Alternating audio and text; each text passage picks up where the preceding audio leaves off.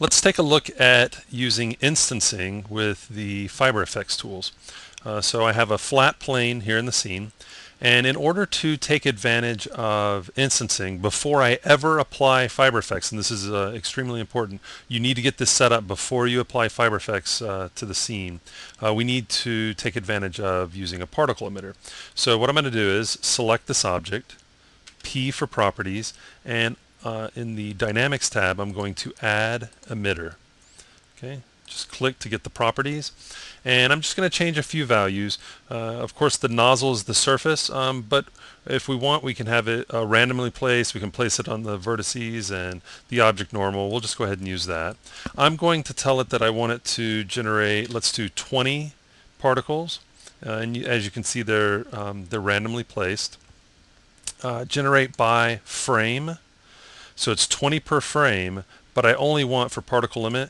In this example, I'm just going to do 20. So it's going to generate 20 particles on frame 1, and that's all it's ever going to generate. Now you can determine, you can decide how many particles you want, and then set the same value here and here, unless you want them to kind of grow, have clumps of whatever hair or fur or grass or whatever appear randomly. I want them to just appear all at once. If I don't want them to disappear, I'm going to go over to the particle tab, and under lifetime, I'm going to set that to 0, which means they're never going to go away. I'm going to move over to the rotation tab, and for rotation I'm going to align to path. I just want to make sure there's no random rotation taking place in my particles. So now I've got my particle set up, and so now I'm set to go over to FiberFX and start figuring out what I'm going to do there. So I'm going to close this down.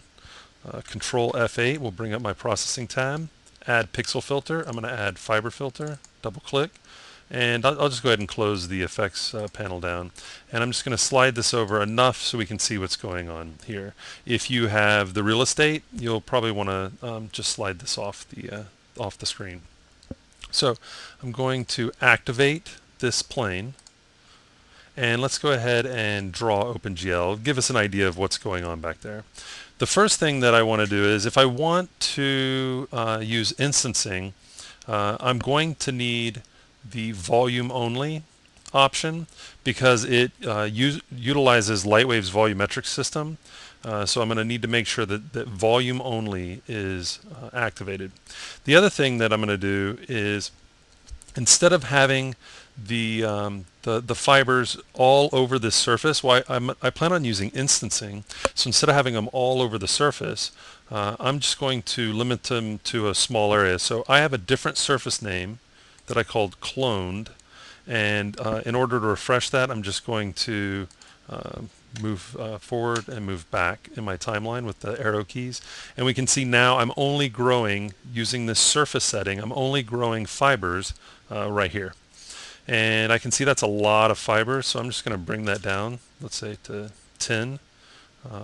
Let's bring the gravity down a little bit. I'm not going to get too into details on what I want going on my fibers. I just want to get something going that isn't what's there, and so just brought the scale down to 200. Random length, let's go 100, and let's do some tuft, and there we go. That's enough. We'll call this done. We'll call these fibers what we're going for, because really what I want to show is instancing.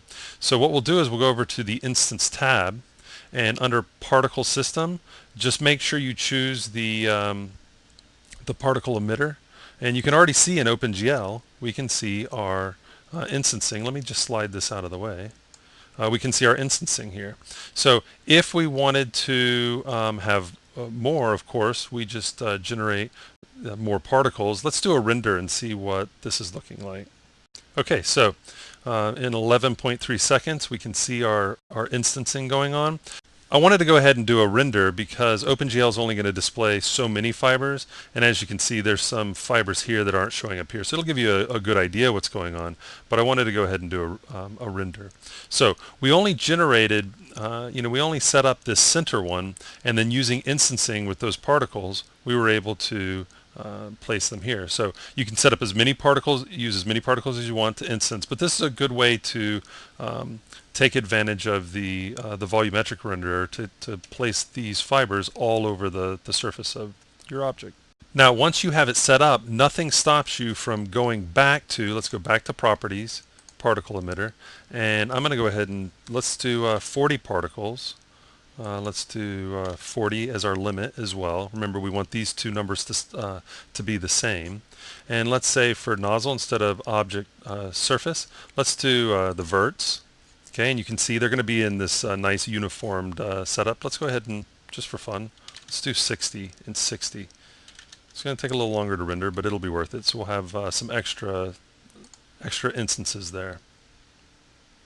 Okay, so as you can see, if I just were to go ahead and add more and fill this area up, we would have a complete patch all based off of this center one.